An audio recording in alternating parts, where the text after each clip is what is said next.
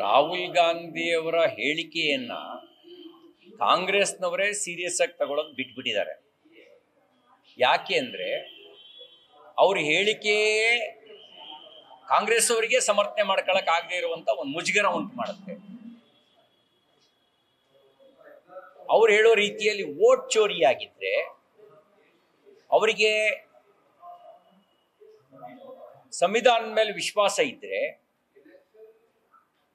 ಅವರು ದೂರು ದಾಖಲಿಸಬಹುದಾಗಿತ್ತು. ದೂರು ದಾಖಲಿಸಿಲ್ಲ. ಇದರ ಅರ್ಥ ಅವರ ಆರೋಪದಲ್ಲಿ ಸತ್ಯ ಇಲ್ಲ, ಆಧಾರ ರಹಿತ ಆರೋಪ ಇದೆ. ಕೇವಲ ಸುಳ್ಳು ಆರೋಪ ಮಾಡಿ ತನ್ನ ಸೋಲನ್ನ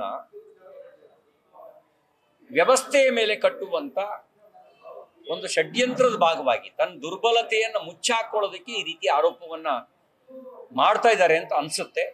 ಅವರ ಆರೋಪದಲ್ಲಿ ನಿಜವಾಗ್ಲೂ ಸತ್ಯ ಇದ್ರೆ ಅವರು ದೂರು ದಾಖಲಿಸಬಹುದಿತ್ತು. ನ್ಯಾಯಾಂಗ ವ್ಯವಸ್ಥೆ ಮೇಲೆ ನಂಬಿಕೆ ಇಲ್ವಾ ಅವರಿಗೆ? ಸಂವಿಧಾನದ ಮೇಲೆ ನಂಬಿಕೆ ಇಲ್ವಾ? ಅಂದ್ರೆ ಅವ್ರು ಗೆದ್ರೆ, ಅವ್ರ ಪಾರ್ಟಿ ಗೆದ್ರೆ ಅದು ಪ್ರಜಾಪ್ರಭುತ್ವ, ಅವ್ರು ಸೋತ್ರೆ ವೋಟ್ ಚೋರಿ.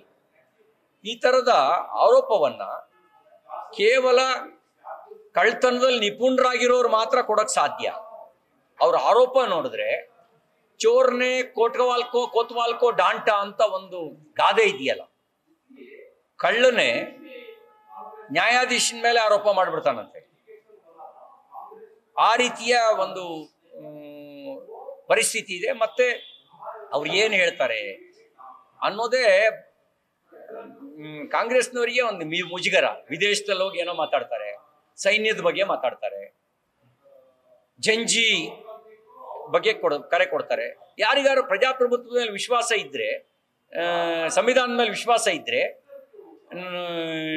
ಈ ರೀತಿ ಕ್ರಾಂತಿ ಮಾಡಿ ಅಂತ ಹೇಳ್ತಿದ್ರಾ?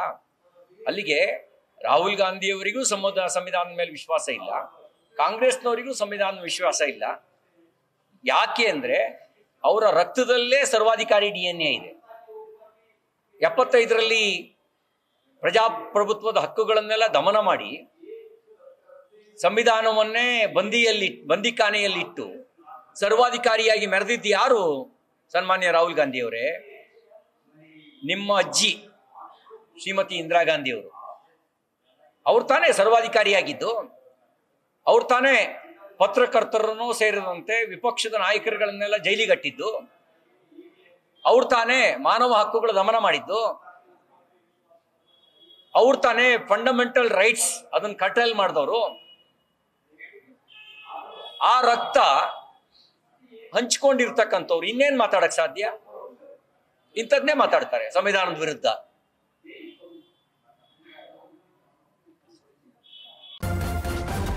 ನ್ಯೂಸ್ ಫಸ್ಟ್, ನಿರ್ಭೀತಿಯಿಂದ ನಿಮ್ಮ ಪರವಾಗಿ.